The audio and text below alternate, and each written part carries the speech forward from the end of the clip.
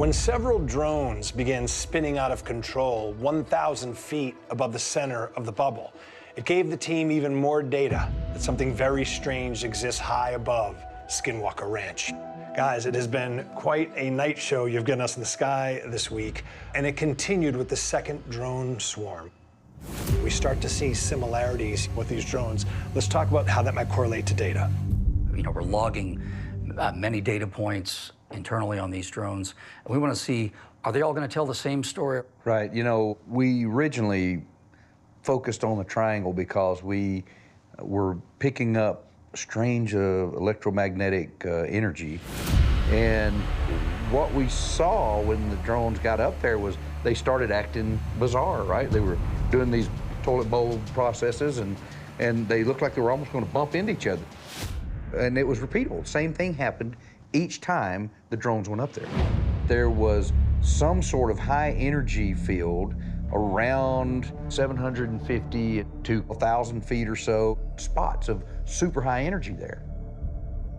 There's no doubt that this experimental activity is spectacular when you look at the visual impact and the way that we're able to see data play out in a really dynamic form, but we see patterns emerge in the data demonstrating that there's something up there.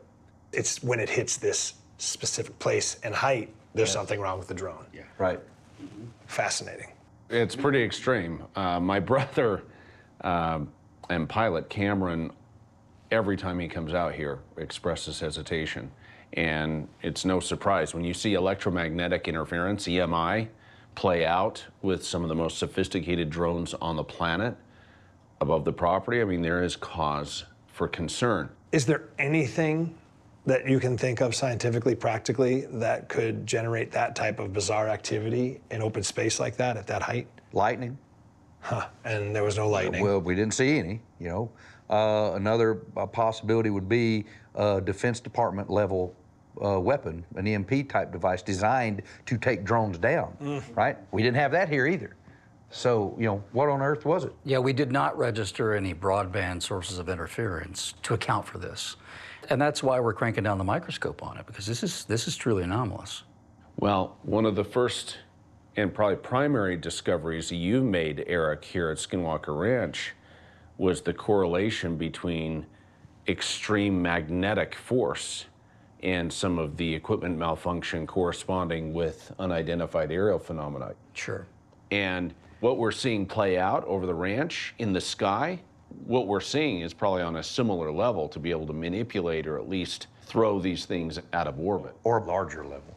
So the question we're asking is whether we might be looking at some kind of magnetic or electromagnetic wake of whatever it is that's maybe even unseen moving through this space or operative above the ranch.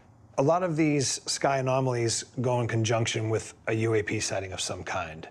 Do you draw any correlation between this activity and maybe it being an origin of the UAPs, or at least having a connection to them? Well, other nights we've seen things, and you know, the triangle is also a really intriguing spot where we see things when we launch rockets or other things into the air there. You know, in terms of the measurements that we make, a common thread that runs through a lot of these experiences is some kind of magnetic interference. And UAP activity, of course we're going to search out that correlation. It could be involved with the cloaking mechanism because we see these things appear instantaneous right there above the ranch. We can't see where they're coming from in most cases, but they suddenly appear and then they disappear.